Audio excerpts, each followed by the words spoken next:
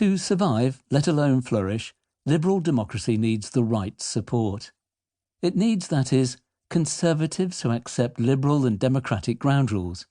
Yet conservatism began life as an enemy of liberalism and never fully abandoned its reservations about democracy. Conservatism endured in modern politics by cooperating with liberalism and soon learned how to prevail in democracy. Liberal democracy of the kind that thrived in Western Europe and the United States after 1945 grew from that historic compromise by the right. When, as now, the right hesitates or denies its support, liberal democracy's health is at risk. With the left in retreat, both intellectually and in party terms, the right commands politics at present. But which right is that? Is it the broadly liberal conservatism that underpinned liberal democracy's post-1945 successes, or an illiberal hard right claiming to speak for the people? By saying what liberal democracy is and why, for all its flaws and vulnerabilities, it matters, Liberalism, The Life of an Idea, 2nd edition, 2018, aimed to show what we risk losing. Conservatism, The Fight for a Tradition, is the other half of the story. It describes the right's present contest with itself in the light of the past. Conservatives, from the start, have quarrelled with each other as well as with liberalism and democracy. Should they compromise with their historical opponents or resist?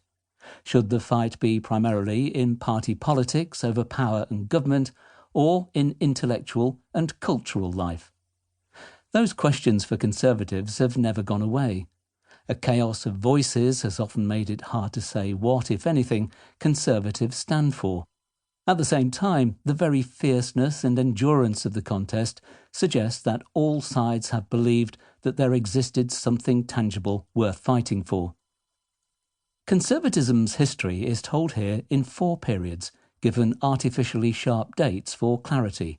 Frontal resistance to liberal modernity, 1830 to 1880, adaptation, compromise and catastrophe, 1880 to 1945, political command and intellectual recovery, 1945 to 1980, and the contest for supremacy between liberal conservatism and the hard right, 1980 to the present.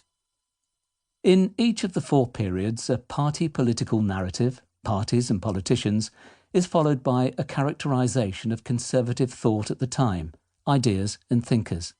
The first recounts the endless adventure of governing men, more lately governing women, as parties of the right form, split and reform in a running conservative renegotiation with liberalism and democracy. The second describes the public appeals, defences and philosophical vindications by writers, journalists, speechwriters and thinkers working in the conservative tradition.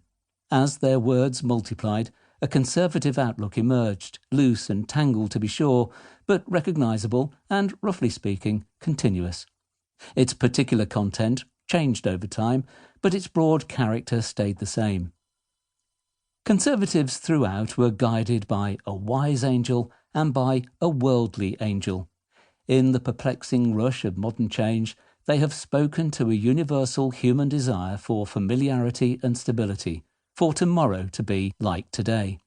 As defenders of order and property, however, conservatives overcame their hesitations and soon spoke up for capitalism and its demands, the great servant of material progress that restlessly turns society, lives and outlooks upside down.